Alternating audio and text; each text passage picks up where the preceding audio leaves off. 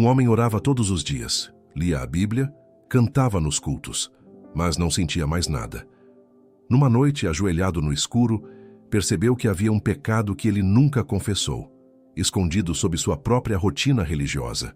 Existe uma dor que poucos têm coragem de admitir.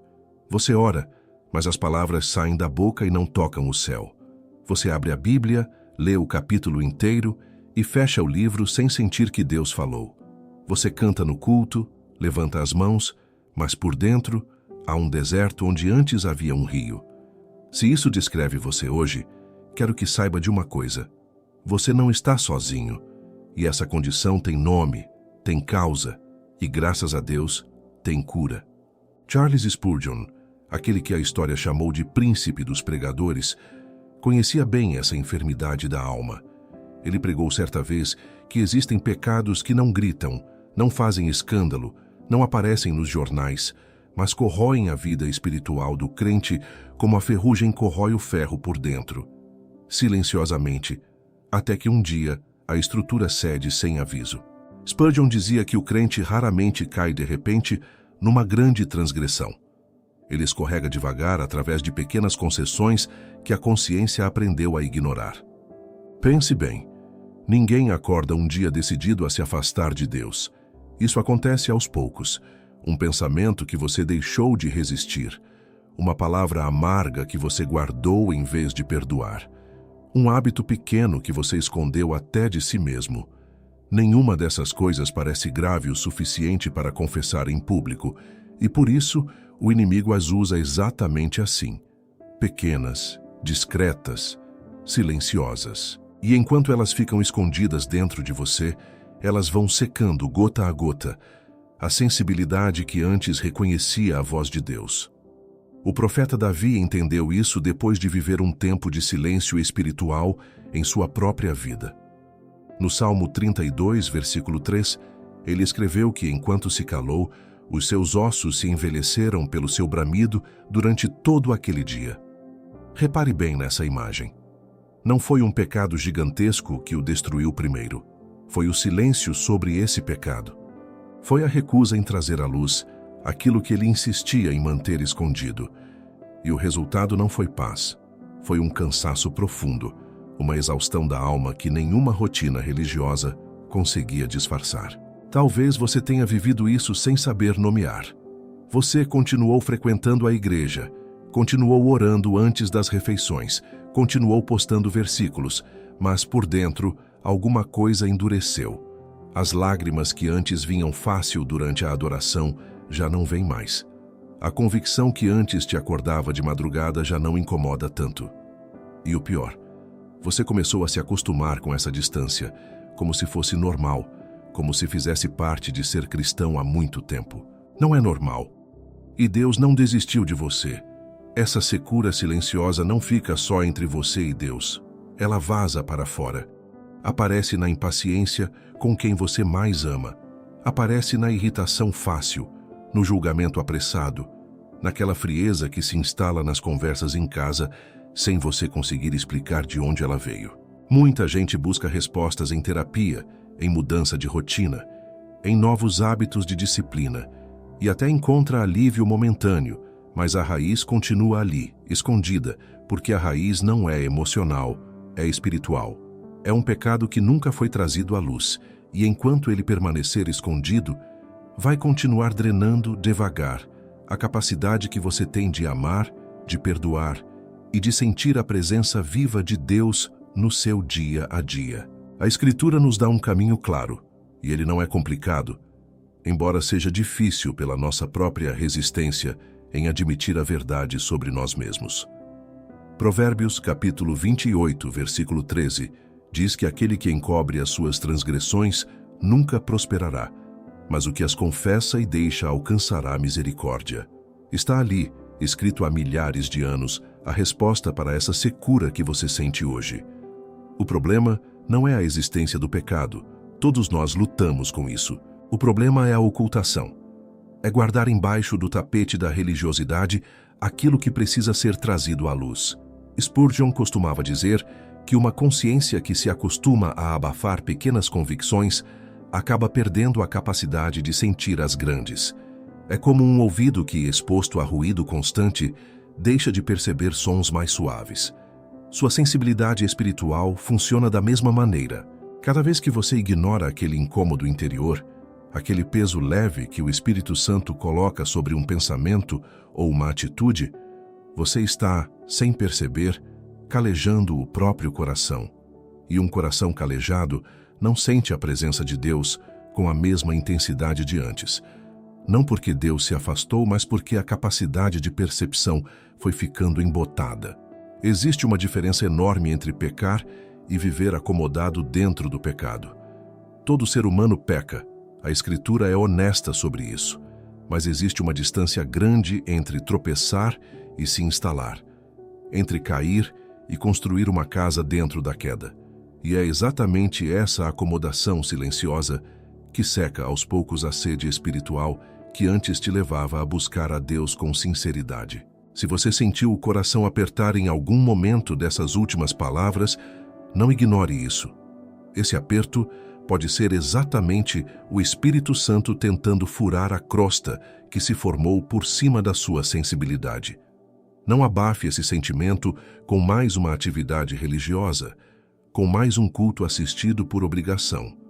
Pare, respire e se disponha a olhar de frente para aquilo que você tem evitado enxergar.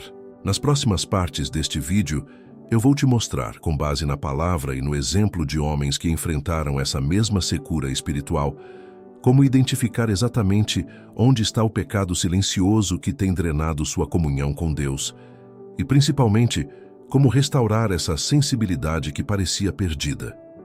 Fique comigo até o fim, porque o que vem a seguir pode ser a virada que sua alma está esperando há muito tempo. Antes de continuarmos, preciso te pedir uma coisa simples, mas que faz toda a diferença para que essa mensagem alcance mais pessoas que estão vivendo essa mesma secura silenciosa. Se inscreva aqui no canal. Cada inscrição ajuda esse tipo de conteúdo, fundamentado na palavra e na pregação clássica, a chegar até quem precisa ouvir isso hoje. E se essa mensagem já está tocando alguma área da sua vida, eu preparei algo com muito cuidado para caminhar ao seu lado nos próximos passos. É um guia chamado 21 Dias para restaurar sua intimidade com Deus, pensado exatamente para quem sente que a comunhão esfriou e não sabe mais por onde recomeçar. Não é uma fórmula mágica, é um caminho diário, prático e profundo, para você reaprender a ouvir a voz de Deus e sentir de novo aquela proximidade que talvez pareça distante hoje. O link está fixado no primeiro comentário. Se o seu coração está sedento por essa restauração, esse guia foi feito pensando em você. Vamos olhar de frente para alguns rostos que esse pecado silencioso costuma usar, porque ele raramente aparece com o nome que tem. Ele se disfarça. Se você não souber reconhecer o disfarce, vai continuar procurando a causa da sua secura espiritual no lugar errado, achando que precisa orar mais, jejuar mais, ler mais capítulos por dia, quando na verdade o problema está escondido debaixo de uma máscara bem específica. O primeiro rosto é o ressentimento guardado, aquela mágoa antiga que você nunca resolveu com alguém, um pai que machucou, um cônjuge que traiu a confiança, um irmão de fé que te decepcionou dentro da própria igreja. Você aprendeu a conviver com essa dor, a sorrir na frente da pessoa, a até orar por ela em público, mas por dentro existe uma porta trancada que você se recusa a abrir. E enquanto essa porta continuar trancada, ela vai bloqueando a passagem de outras coisas também, inclusive a sua capacidade de sentir a proximidade de Deus. Existe uma passagem no Evangelho segundo Mateus, capítulo 6, versículos 14 e 15, onde o próprio Jesus ensina que se perdoarmos aos homens as suas ofensas, o nosso Pai Celestial também nos perdoará. Mas se não perdoarmos aos homens as suas ofensas, também o nosso Pai não perdoará as nossas ofensas. Repare que Jesus está falando de comunhão, não de salvação eterna. Está falando de intimidade presente, do fluxo vivo entre você e o Pai. Um coração que guarda rancor cria, sem perceber, um obstáculo nesse fluxo. E é exatamente por isso que tanta gente sincera, que ama a Deus de verdade, sente que as orações batem no teto. O segundo rosto é mais sutil ainda, o orgulho espiritual. Esse é traiçoeiro porque se disfarça de virtude. Você começa a se comparar com outros crentes e sentir no fundo uma satisfação de estar mais avançado, de conhecer mais a Bíblia, de participar de mais ministérios. Esse tipo de orgulho não te afasta da igreja. Pelo contrário, muitas vezes te deixa mais ativo dentro dela, mas por dentro seca a dependência genuína de Deus, porque você começou, sem perceber, a confiar na sua própria performance religiosa em vez de confiar na graça. O terceiro rosto é a inveja disfarçada de zelo. Você vê a bênção alheia, a família de alguém prosperando, um ministério crescendo, uma resposta de oração que você mesmo pediu e não recebeu, e uma pontada incomoda o peito. Você não chama isso de inveja, chama de preocupação, de discernimento, até de intercessão, mas no fundo sabe que existe uma comparação amarga ali dentro. E cada vez que você alimenta essa comparação em silêncio, você está regando uma raiz que só sabe produzir secura. O quarto rosto é a mentira pequena que virou hábito. Não estou falando de grandes traições, estou falando daquelas meias verdades do dia a dia, o exagero contado para impressionar, a desculpa fácil para sair de um compromisso, a versão editada da história que sempre te coloca melhor do que os outros. Cada uma dessas mentirinhas parece inofensiva isoladamente, mas juntas elas formam um hábito de desonestidade que, cedo ou tarde, alcança também a sua relação com Deus. Porque quem se acostuma a distorcer a verdade com as pessoas acaba, sem perceber, distorcendo também a forma como enxerga a si mesmo diante do Senhor. Existe ainda um quinto rosto, talvez o mais comum entre quem assiste esse tipo de mensagem: a negligência disfarçada de correria. Você não decidiu se afastar de Deus, a vida simplesmente engoliu o tempo. Trabalho, filhos, contas, responsabilidades. E a Bíblia, que antes era o primeiro compromisso do dia, virou o último item de uma lista que quase nunca termina. Isso não parece pecado, parece só cansaço, mas o resultado prático é o mesmo: um coração que foi perdendo aos poucos a intimidade que antes tinha. Imagine por um instante alguém que carrega qualquer um desses rostos por anos seguidos. No início, a diferença é quase imperceptível. Ainda existe entusiasmo nos cultos, ainda existe disposição para servir, ainda existe uma vida de aparência sólida. Mas, devagar, alguma coisa vai mudando por dentro. As orações vão ficando mais curtas, mais mecânicas, quase como uma obrigação cumprida antes de dormir. A leitura bíblica vira tarefa, não encontro. E chega um dia em que essa pessoa se pega perguntando, sem coragem de dizer em voz alta, se ainda sente alguma coisa de verdade quando ora, ou se está apenas repetindo um roteiro que decorou ao longo dos anos. Esse processo não acontece de um mês para o outro. Ele acontece na mesma velocidade que a ferrugem toma conta de um portão de ferro deixado sob chuva e sol, sem manutenção. No começo, é só uma mancha discreta, quase decorativa. Depois vem uma segunda mancha, depois uma terceira, até que um dia o metal que antes era firme cede ao simples toque de uma mão. Ninguém enferruja da noite para o dia, e ninguém perde a sensibilidade espiritual da noite para o dia também. É sempre um processo silencioso, feito de pequenas concessões repetidas, de convicções abafadas, de portas internas que nunca foram destrancadas. E talvez seja exatamente aí que você se reconheça agora.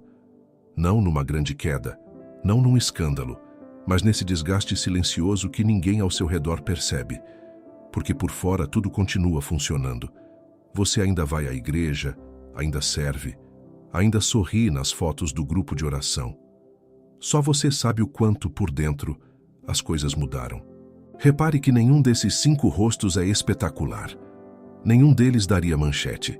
Ninguém seria excomungado por guardar mágoa, por sentir uma pontada de inveja, por contar uma mentirinha social, por se orgulhar discretamente da própria espiritualidade, ou por estar simplesmente cansado demais para orar com profundidade. E é exatamente por não serem espetaculares que eles são tão perigosos. Eles passam despercebidos pela sua própria consciência, pela igreja, pela família, e continuam ali, dia após dia, drenando aquilo que só Deus pode encher de volta. Agora pare um instante e seja honesto consigo mesmo. Qual desses rostos você reconheceu enquanto eu falava? Talvez tenha sido mais de um. Talvez você já soubesse exatamente qual era, mas nunca tinha ouvido alguém nomear em voz alta. Isso não é acaso. Isso é o Espírito de Deus trabalhando, trazendo à consciência aquilo que precisa ser tratado, porque Ele não te mostra o pecado para te condenar, Ele te mostra para te libertar. A boa notícia, e essa é uma verdade que sustenta cada palavra desse vídeo, é que nenhum desses rostos é grande demais para a graça de Deus. Não existe mágoa antiga que Ele não possa curar. Não existe orgulho que Ele não possa quebrar com ternura. Não existe hábito de mentira que Ele não possa transformar em integridade. Não existe correria que Ele não possa reordenar quando você decide colocá-lo de volta no centro. O problema nunca foi o tamanho do seu pecado. O problema sempre foi o silêncio ao redor dele. Chegou o momento de falar sobre o caminho de volta, porque reconhecer o rosto do pecado silencioso não serve de nada se você parar exatamente aí, apenas identificando, apenas sentindo o peso, sem dar o próximo passo. Muita gente fica anos nesse ponto intermediário. Sabe que existe um problema, até já conseguiu nomear, mas nunca avança para a resolução. E o tempo passa, a secura aumenta, e a pessoa vai se acostumando a viver naquele meio termo desconfortável. Existe uma diferença enorme entre reconhecer um pecado e se arrepender dele de verdade. Reconhecer é intelectual, é admitir um fato. Arrepender é outra coisa, é mais profundo, envolve a vontade, envolve a emoção, envolve uma decisão concreta de mudança de direção. Na segunda carta aos Coríntios, capítulo 7, versículo 10, está escrito que a tristeza, segundo Deus, produz arrependimento para a salvação, do qual ninguém se arrepende, mas a tristeza do mundo produz a morte. Repare na diferença entre as duas tristezas descritas ali. Existe uma tristeza que só lamenta as consequências, que sofre porque foi descoberta, porque perdeu algo, porque a situação ficou desconfortável. E existe outra tristeza, bem diferente, que lamenta o próprio pecado em si, independentemente das consequências, porque reconhece que aquilo feriu a relação com Deus. A primeira tristeza não muda nada. A pessoa lamenta, chora até, mas continua no mesmo padrão semanas depois, porque o coração nunca foi realmente tocado, só o orgulho foi ferido. Já a segunda tristeza produz fruto, produz mudança real, porque nasce de um encontro genuíno com a santidade de Deus e não apenas do desconforto de ter sido pego numa falha. Um exemplo que ilumina bem essa diferença está no Salmo 51. Ali encontramos uma oração de arrependimento profundo, onde se pede a Deus que tenha piedade segundo a sua benignidade, que apague as transgressões segundo a multidão das suas misericórdias e que lave completamente da iniquidade, purificando do pecado. Mais adiante, no mesmo salmo, existe um pedido especialmente tocante, que Deus crie um coração puro e renove um espírito reto por dentro. Não é apenas um pedido de perdão pelo que foi feito, é um pedido de transformação interior, de renovação daquilo que ficou endurecido pelo próprio pecado escondido. Isso nos ensina algo importante. Confessar não é apenas dizer eu errei e seguir em frente sem mudar nada.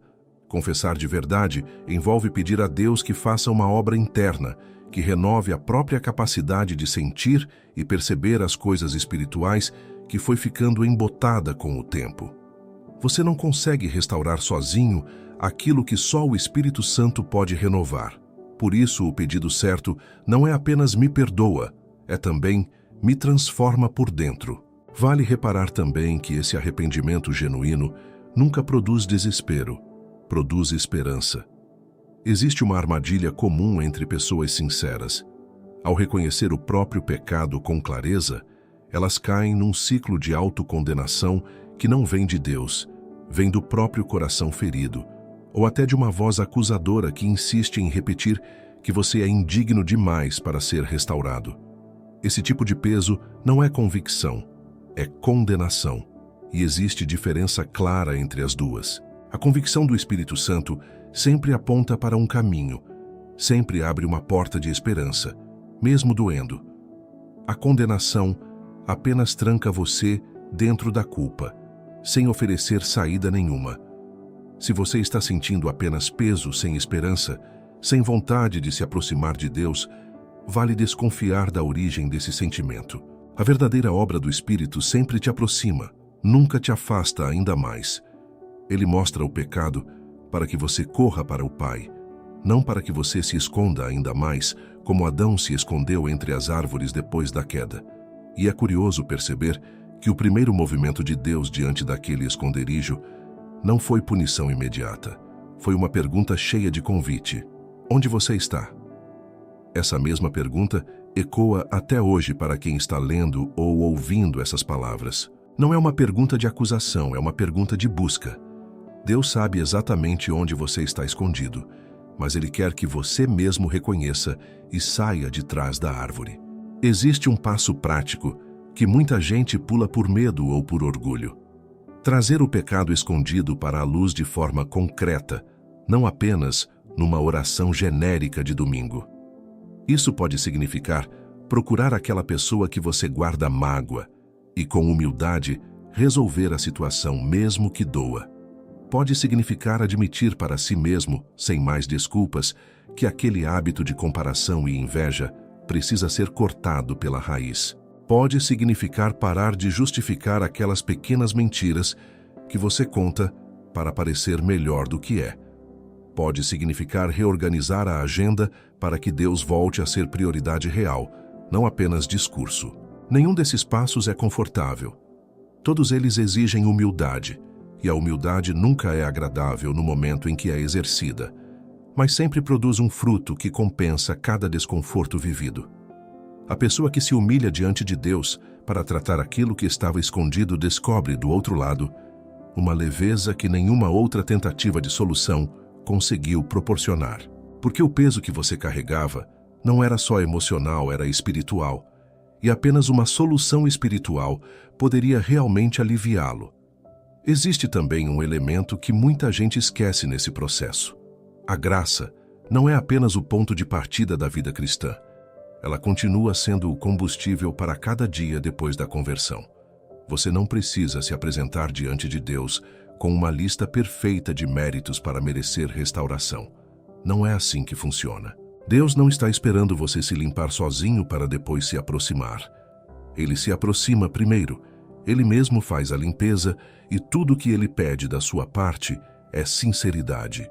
É disposição para parar de esconder e começar a expor. Pense na cena de alguém que carrega um ferimento há anos, escondido debaixo da roupa, com medo da dor do tratamento, e por isso prefere conviver com a infecção a enfrentar o processo de cura. É exatamente assim que muitos cristãos vivem com o pecado silencioso. Preferem a dor conhecida e suportável da distância de Deus à dor temporária, mas curativa, da confissão sincera. Só que a infecção espiritual, diferente de muitas feridas físicas, não se estabiliza sozinha. Ela continua avançando enquanto permanece escondida. A boa notícia é que o tratamento está disponível agora, não depois de você se organizar, não depois de você merecer, não depois de um momento mais conveniente. Está disponível agora, nesse instante em que você está ouvindo essas palavras e talvez sentindo o coração apertar de reconhecimento. Deus não está distante esperando você se aproximar em condições perfeitas. Ele está próximo, esperando apenas que você pare de esconder. E o próximo passo dessa restauração é mais simples do que você imagina. Agora que o coração já reconheceu o pecado, já chorou de verdade diante de Deus, já trouxe para a luz aquilo que estava escondido, surge uma pergunta prática. Como reconstruir, dia após dia, essa sensibilidade que ficou tanto tempo adormecida? Porque confissão é o começo, não é o fim do processo. Muita gente confessa uma vez, sente alívio momentâneo e depois volta ao mesmo padrão de distração, achando que a restauração acontece de forma automática, sem esforço contínuo da parte deles. Na carta aos Romanos, capítulo 12, versículo 2, está escrito que não devemos nos conformar com este século, mas que devemos ser transformados pela renovação do entendimento, para que possamos experimentar qual seja a boa, agradável e perfeita vontade de Deus. Repare na palavra usada ali, renovação. Não é um evento único, é um processo contínuo. A mente que passou anos sendo moldada por distrações, por prioridades erradas, por hábitos de acomodação espiritual, não se renova de um dia para o outro só porque houve uma confissão sincera. Ela precisa ser exposta, repetidamente, à palavra de Deus, até que os padrões antigos de pensamento vão sendo substituídos por padrões novos. Isso significa, na prática, reorganizar aquilo que você permite entrar na sua mente todos os dias, com atenção e cuidado renovados. Se a sua sensibilidade secou porque você passou anos alimentando comparação, entretenimento vazio, conversas fúteis e negligência da palavra, não adianta esperar reconstrução instantânea apenas trocando essas coisas por uma leitura ocasional aos domingos. A restauração pede consistência diária, não intensidade esporádica. É melhor 10 minutos genuínos de comunhão todos os dias do que 2 horas de entusiasmo emocional uma vez por mês. Existe também um elemento de escuta que precisa ser recuperado. Muitos cristãos aprenderam a orar apenas falando, apresentando pedidos, listando necessidades, mas esqueceram completamente de ficar em silêncio esperando resposta. A sensibilidade espiritual que você sente falta não vai voltar só porque você fala mais com Deus. Ela volta também quando você aprende, de novo, a escutar. Isso exige quietude, exige desligar as distrações por alguns minutos, exige treinar o ouvido interior a reconhecer aquela voz suave que fala através da palavra, através da consciência, através daquela paz que confirma um caminho ou daquele desconforto que sinaliza um alerta. Vale lembrar também que essa restauração raramente acontece na velocidade que gostaríamos. Vivemos numa cultura acostumada a resultados imediatos, e essa mesma pressa acaba contaminando a forma como encaramos a vida espiritual. Você confessa hoje, e no dia seguinte, ainda sente o coração meio pesado, ainda não sente aquela emoção intensa que esperava. E isso pode gerar frustração, como se a confissão não tivesse funcionado. Mas a restauração espiritual se parece mais com o amanhecer do que com o acender de uma lâmpada. A lâmpada acende de uma vez, num instante. O amanhecer é gradual, a luz vai aumentando aos poucos, quase imperceptível de minuto a minuto, mas absolutamente real quando você compara o início com o final do processo. Não desanime se a sensibilidade não voltar de uma vez, de forma completa, num único momento de emoção. Continue caminhando na direção certa, e a luz vai aumentando dia após dia, até que um dia você percebe, olhando para trás, o quanto já mudou. Há ainda um cuidado importante nessa fase: não transformar a restauração num novo legalismo. Existe uma armadilha sutil onde a pessoa, movida por culpa do tempo perdido, começa a criar um sistema rígido de regras espirituais, achando que quanto mais regras seguir, mais rápido vai recuperar a proximidade com Deus. Isso não funciona assim. A intimidade não se conquista por performance, se conquista por relacionamento. Deus não está impressionado com a quantidade de capítulos lidos por dia. Ele está interessado no coração que se abre de verdade durante a leitura, mesmo que seja apenas um versículo meditado com profundidade. Pense num casamento que passou por um período de distância e frieza. A reconstrução daquela intimidade não acontece através de um formulário rígido de tarefas cumpridas, acontece através de tempo de qualidade, de conversas sinceras, de pequenos gestos repetidos com constância, de vulnerabilidade recuperada aos poucos. Com Deus não é diferente. Ele não quer apenas o seu cumprimento de obrigações religiosas, ele quer o seu coração de volta, disposto, aberto, disponível. Um sinal claro de que a sensibilidade está sendo restaurada é quando você volta a sentir desconforto diante de coisas que antes te incomodavam, mas que durante o período de secura espiritual passaram a te parecer normais. Aquela palavra ríspida que você soltaria sem pensar duas vezes, agora pesa na consciência antes mesmo de sair da boca. Aquele conteúdo que você consumia sem questionar agora gera um leve desconforto interior. Isso não é um retrocesso, é exatamente o oposto. É sinal de que o Espírito Santo está reativando aquilo que estava adormecido. É sinal de que sua alma está recuperando a capacidade de discernir entre o que edifica e o que corrói.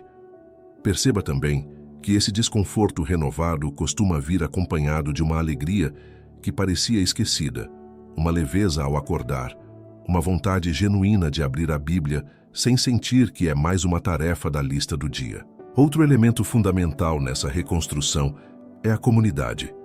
Ninguém restaura sozinho aquilo que muitas vezes foi enfraquecido em isolamento.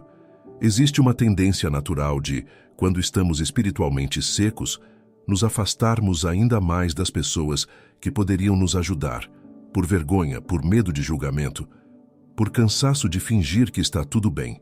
Mas é justamente na abertura com pessoas de confiança, num pequeno grupo, numa amizade sincera dentro da fé, que muitas vezes Deus usa para acelerar essa restauração. Ninguém precisa saber cada detalhe da sua luta, mas alguém precisa saber que você está lutando para orar com você, para te lembrar da verdade nos dias em que a sua própria memória espiritual falhar. Às vezes basta uma ligação, uma mensagem sincera, um convite para conversar cara a cara, e o peso que parecia insuportável sozinho começa a se dissolver aos poucos. A restauração da sensibilidade espiritual é, no fundo, um retorno à simplicidade da fé que talvez você tinha no início da caminhada, quando tudo era novo, quando cada resposta de oração parecia um milagre, quando cada culto tocava alguma parte profunda do coração. Essa capacidade de se maravilhar com Deus não desapareceu para sempre. Ela só ficou soterrada debaixo de anos de rotina, de mágoas não resolvidas, de acomodação silenciosa. E o que foi soterrado pode, com o tempo certo e com a disposição certa, voltar à superfície. E quando isso acontecer, você vai reconhecer a diferença no primeiro instante em que sentir novamente aquele calor familiar durante uma oração simples, feita sem pressa, sem plateia, apenas entre você e Deus. Existe uma pergunta que precisa ser feita agora, depois de tudo que já foi dito. E se, daqui a alguns meses, a rotina voltar a engolir essa disposição que você sente hoje? Porque essa é a realidade mais honesta sobre restauração espiritual. Não é um troféu conquistado uma vez e guardado para sempre na prateleira. É um caminho que precisa ser escolhido, repetidamente, todos os dias, até o fim da vida. Na primeira carta de João, capítulo 1, versículo 7, está escrito que se andarmos na luz, como Deus está na luz, temos comunhão uns com os outros, e o sangue de Jesus Cristo, seu Filho, nos purifica de todo o pecado. Repare no verbo usado, andar. Não é ficar parado num momento pontual de confissão emocionada, é caminhar. É continuar dando passos dia após dia na direção da luz. A comunhão com Deus não é um estado que se alcança e se mantém automaticamente. É um andar constante, um cuidado diário, uma vigilância sobre o próprio coração. Isso significa que a mesma atenção que você deu aos rostos do pecado silencioso precisa continuar existindo daqui para frente, não apenas nesse momento de reflexão provocado por esse vídeo, mas como um hábito permanente de exame interior, praticado com paciência e sem pressa. A pessoa que restaurou a sensibilidade espiritual e depois relaxou o cuidado, corre o risco real de, aos poucos, repetir exatamente o mesmo processo de secura que a trouxe até aqui. A diferença é que, da próxima vez, o retorno pode ser mais difícil, porque cada ciclo de acomodação costuma deixar a consciência um pouco mais resistente do que estava antes.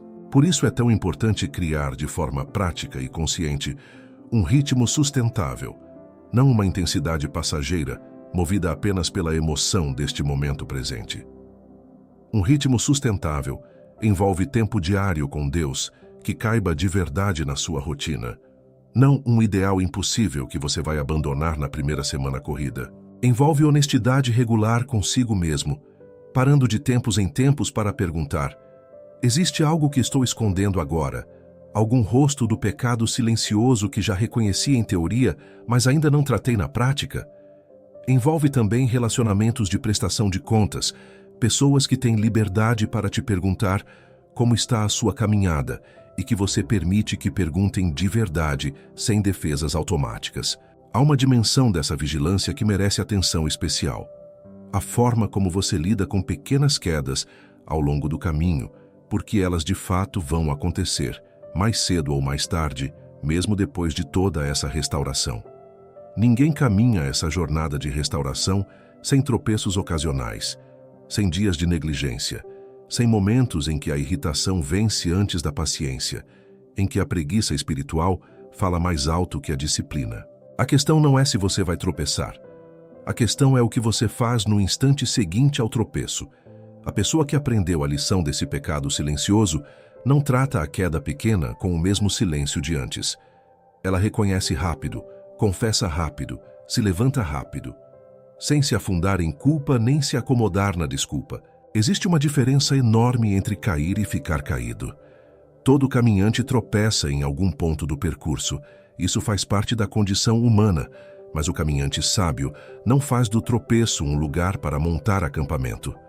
Ele se levanta, sacode a poeira e continua andando na direção certa. É exatamente isso que a vida cristã madura exige. Não perfeição instantânea, mas uma disposição contínua de se levantar sempre que necessário, sem se acostumar a ficar deitado. Uma coisa que ajuda bastante nesse processo contínuo, dia após dia, é aprender a celebrar os pequenos avanços, em vez de olhar apenas para o quanto ainda falta pela frente. Se antes você passava semanas inteiras sem sentir nada durante a oração, e agora consegue sentir alguma coisa, mesmo que pequena, isso é progresso real, digno de gratidão. Se antes você ignorava completamente aquele hábito de comparação e agora, pelo menos, reconhece quando ele aparece, mesmo que ainda lute contra ele, isso também é progresso. A restauração espiritual não costuma vir em saltos gigantescos, vem em passos curtos, quase imperceptíveis quando olhados isoladamente, mas absolutamente reais quando somados ao longo do tempo. Comparar-se com a versão de alguém que nunca passou por essa secura só vai gerar desânimo desnecessário. O parâmetro certo de comparação é você mesmo há alguns meses, antes de começar a tratar esse pecado silencioso. Vale pensar também sobre o valor do tempo que resta, algo que raramente paramos para considerar em meio à correria comum dos dias. Ninguém sabe quantos dias ainda tem pela frente, quantas oportunidades ainda terá de sentar diante de Deus com o coração aberto, de reparar relacionamentos feridos, de servir com sinceridade, de viver de fato aquilo que professa acreditar. Essa consciência não deveria gerar ansiedade, deveria gerar urgência saudável, o tipo de urgência que impede você de adiar mais uma vez a decisão de tratar aquele pecado silencioso que ainda não foi completamente resolvido. A vida passa rápido, e um dia todos nós vamos prestar contas diante de Deus, não como um julgamento aterrorizante para quem já está coberto pela graça, mas como um encontro onde tudo que foi vivido, cada escolha, cada silêncio, cada confissão sincera, terá seu peso reconhecido. Pense de novo naquele homem do início desse vídeo, ajoelhado no escuro, num silêncio quase pesado demais para suportar, percebendo finalmente aquilo que havia escondido por tanto tempo.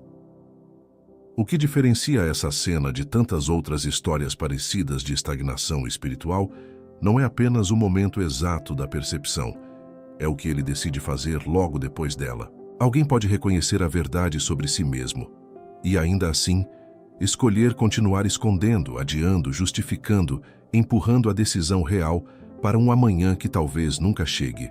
E alguém pode reconhecer essa mesma verdade e decidir, ali mesmo, mudar de direção. Ainda que o processo seja lento, ainda que a sensibilidade volte aos poucos, ainda que existam recaídas no caminho, a escolha sempre foi e sempre será inteiramente sua. Deus já fez a parte mais difícil e mais custosa de todo esse processo, pagou o preço da restauração através de Jesus, oferece o Espírito Santo para renovar o entendimento, promete misericórdia nova a cada manhã para quem se aproxima com sinceridade e coração aberto. O que resta para você é decidir, hoje, não amanhã, não na próxima segunda-feira, não depois de mais uma tentativa fracassada de se organizar sozinho, mas hoje, se vai continuar escondendo o que precisa ser tratado, ou se vai finalmente trazer isso para a luz e permitir que Deus faça a obra de renovação que só Ele pode fazer, começando exatamente de onde você está agora, sem esperar mais um dia sequer. Obrigado por caminhar até aqui comigo. Palavras como essas só fazem sentido quando alguém as recebe de coração aberto, e foi exatamente isso que você fez hoje. Se essa mensagem tocou alguma área escondida da sua vida, se inscreva no canal, deixe seu like e conte nos comentários qual rosto do pecado silencioso você reconheceu enquanto ouvia. Isso ajuda muita gente que precisa ouvir essa mesma palavra a encontrar esse conteúdo. Nos próximos vídeos vamos continuar aprofundando temas assim, sempre alicerçados na palavra. E se você quer dar o próximo passo prático rumo a essa restauração, o Guia 21 Dias para Restaurar Sua Intimidade com Deus está te esperando no link fixado no primeiro comentário. Que Deus continue trabalhando em cada canto do seu coração